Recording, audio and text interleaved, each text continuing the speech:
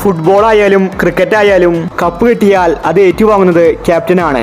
പിന്നീട് ക്യാപ്റ്റനാണ് കപ്പ് ഉയർത്തുന്നത്. അത് എല്ലാ സ്പോർട്സിലും അങ്ങനെയാണ്. എന്നാൽ ഇതിന് മാറ്റം കൊണ്ടുവന്നത് MS ധോണിയാണ്. ധോണി ഒരിക്കൽ കപ്പ് കിട്ടിയപ്പോൾ അത് യുവതാരങ്ങൾക്ക് കൊടുത്തു. ധോണി ചെയ്ത അക്കാര്യം വന്ന് വലിയ ട്രെൻഡിങ് ആയിരുന്നു.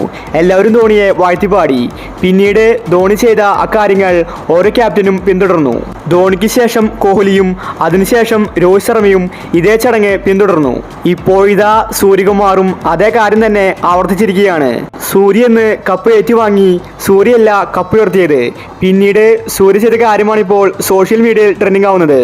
സഞ്ജുവിൻ്റെ നല്ല മനസ്സിനെ കൈയടിച്ചിരിക്കുകയാണ് ക്രിക്കറ്റ് ലോകം. ഈ ഒരു സംഭവത്തെ പറ്റിയാണ് നമ്മൾ ഇന്നത്തെ വീഡിയോയിൽ നോക്കുന്നത്. ഇത്തരം ക്രിക്കറ്റ് ന്യൂസിന് വേണ്ടി ഈ ചാനൽ മറക്കാതെ സബ്സ്ക്രൈബ് ചെയ്യൂ. ഇന്ന് ഇന്ത്യ ജയിക്കാൻ കാരണം സഞ്ജുവും തിലകുമാണ്. രണ്ടു താരങ്ങളും സെഞ്ചുറി അടിച്ചു. ഇവരുടെ ബാറ്റിംഗ് ആണ് ഇന്ത്യൻ ടീമിന് കൂറ്റൻ ടാർഗറ്റ് സമ്മാനിച്ചത്. ഈ ഒരു സൗത്ത് ആഫ്രിക്കൻ പരമ്പരയിൽ എടുത്തു നോക്കിയാൽ സഞ്ജുവിൻ്റെ പങ്ക് ചെറുതല്ല. അതുകൊണ്ട് തന്നെ സൂര്യയ്ക്ക് അത് വ്യക്തമായിട്ട് അറിയാം. അതുകൊണ്ട് സൂര്യ ഇന്ന് പരമ്പര നേടി കപ്പ് ഏറ്റുവാങ്ങി.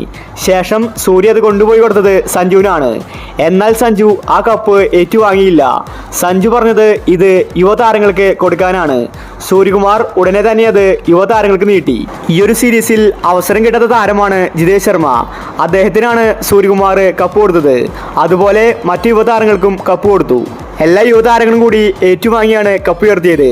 ഇതേ സമയം സഞ്ജു ഒരു സൈഡിലേക്ക് മാറി നിൽക്കുകയാണ് ചെയ്തത്. യുവതാരങ്ങൾക്ക് സഞ്ജു അവസരം കൊടുത്തു. പണ്ടിതുപോലെ സഞ്ജു ഒരുപാട് അവഗണന ഏറ്റുവാങ്ങിയിട്ടുണ്ട്. അത് സഞ്ജുവിന് കൃത്യമായിട്ട് അറിയാം. അതുകൊണ്ടാണ് സഞ്ജു മാറി നിന്നത്. ഇനി സഞ്ജുവിനെ മാറ്റി നിർത്താൻ സാധിക്കില്ല. സഞ്ജു കഴിവ് തെളിയിച്ചിരിക്കുകയാണ്. ഇനി അങ്ങോട്ട് T20 ഓപ്പണർ സഞ്ജു തന്നെയായിരിക്കും.